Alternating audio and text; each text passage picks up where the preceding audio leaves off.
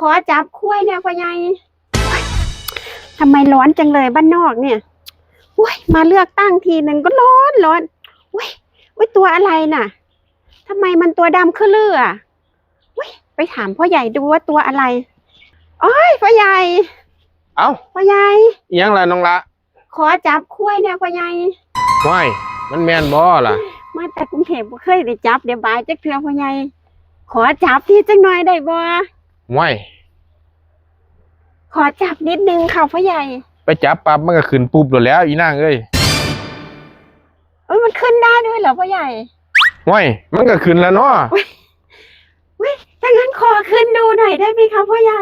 สิขึ้นเลยบ่เดี๋ยวนี้ขึ้นได้เหรอคะโอ้ยไปขึ้นมันก็ย่านอันนั้นที่มันพุ่งออกขึ้นแล้วมันจะเป็นยังไงคะพ่อใหญ่มันก็เปิดน้ำใส่สิอีหนูไม่เคยขึ้นเหรอเปิดน้ำใส่บ่พ่อใหญ่น้ำมันก็แตกจากโลดถ้าบ่ให้ขึ้นบ่สั่นมันขึ้นบ่ได้มันขึ้นบ่ได้ขอบายหัวมันจักหน่อยได้บ่บายก็บ่ได้อีนางเอ้ยขอรูปหัวจักหน่อยได้บ่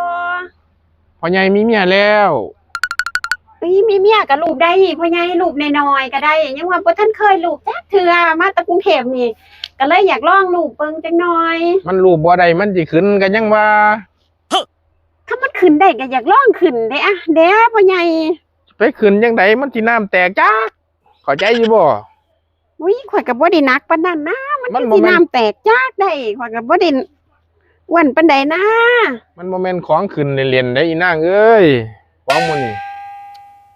สิเฮ็ดจังไดได้สั่นบายก็บ่ได้บ่ได้พ่อใหญ่มีเมียแล้วควายก็บ่ได้บ่บายควายก็บ่ได้บ่ได้ดอกอีนางเอ้ยบ่ได้สิมาหาใบ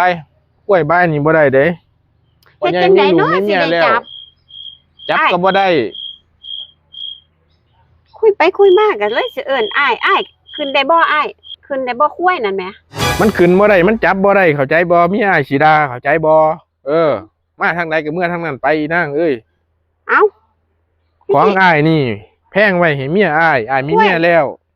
ควายนี่บ่ควายนี่บ่ที่ว่าจับบ่ได้ควายนี่ล่ะบักกระดืออ้ายนี่ล่ะจับใบบ่ได้มีเมียแล้ว